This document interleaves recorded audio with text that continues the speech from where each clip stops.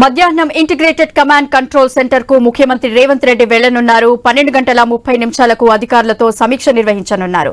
Medical కాలేజీలు, national medical commission నిబంధనలు అనుసరించాల్సిన విధి విధానాలపై అధికారులతో సమీక్ష చేపట్టనున్నారు. సాయంత్రం 4 గంటలకు ప్రొఫెసర్ జయశంకర్ అగ్రికల్చరల్ యూనివర్సిటీలో రైతు నేస్తం కార్యక్రమంలో ముఖ్యమంత్రి పాల్గొననున్నారు. అన్ని జిల్లాల రైతు వేదికల నుంచి రైతులతో సీఎం రేవంత్ రెడ్డి ముఖాముఖి కార్యక్రమం చేపట్టనున్నారు.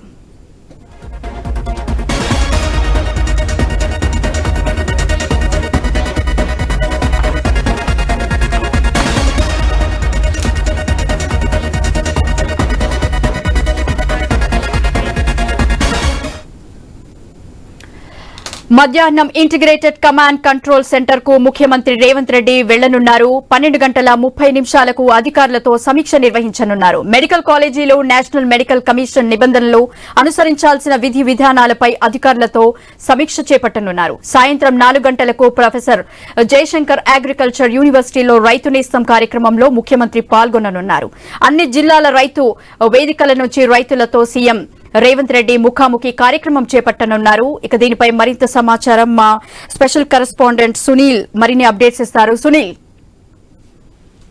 ఈ రోజు మధ్యాహ్నం కమాండ్ కంట్రోల్ సెంటర్ లో హెల్త్ డిపార్ట్మెంట్ కి సంబంధించినటువంటి అధికారులతో సీఎం సమీక్ష చేయబోతున్నారు.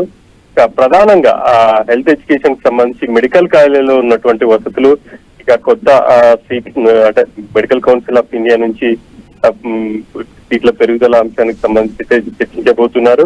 రాబోయే రోజుల్లో పీజీలో కూడా ఆ సీట్లు పెంచే విధంగా ఎటువంటి చర్యలు తీసుకోవాలి అన్న అంశాన్ని సంబంధించి అధికారుల నుంచి ఫీడ్బ్యాక్ తీసుకొని కేంద్రానికి అయితే పంపాలి అని చెప్పేసి నిర్ణయం తీసుకుంది ప్రభుత్వం. ఆ మేరకు విధి విధానాలను కూడా ఖరారు చేయబోతున్నారు. ఈ అంశమే ప్రధానంగా ఈ రోజు మధ్యాహ్నం అధికారులతో సీఎం సమీక్ష చేయబోతున్నారు. ఇప్పటికే రాష్ట్ర వ్యాప్తంగా చాలా జిల్లాల్లో కొత్త మెడికల్ కాలేజీలు ప్రారంభించారు.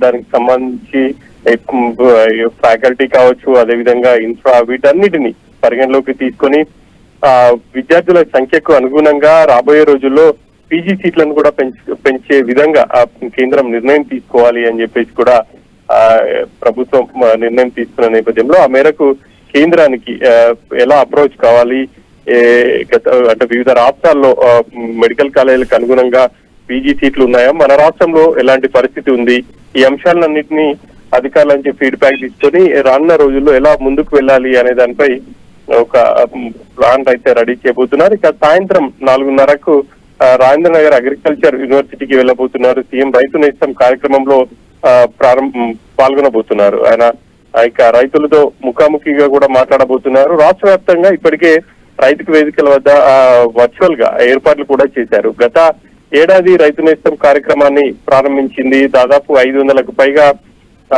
రైతు వేదికల్లో వర్చువల్ గా రైతులకు సలహాలు, సూచనలు అధికారులు చేస్తున్నారు.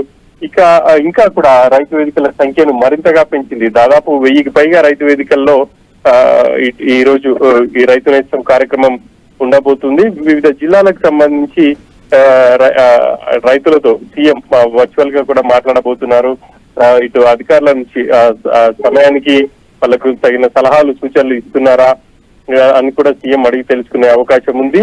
ఇక ఆధునిక పంటలు కావచ్చు, అదేవిధంగా దిగుబడి ఎక్కువగా వచ్చే పంటలు సాగు చేసే విధంగా అధికారులు సూచనలు ఇస్తున్నారా లేదా, సరైన సమయానికి అందుబాటులో ఉంటున్నారా, ఈ వివరాలను కూడా రైతుల నుంచి తెలుసుకోబోతున్నారు. అంతేకాకుండా రైతులకు ప్రభుత్వం గుడ్ న్యూస్ చెప్పబోతున్నట్టు తెలుస్తా ఉంది.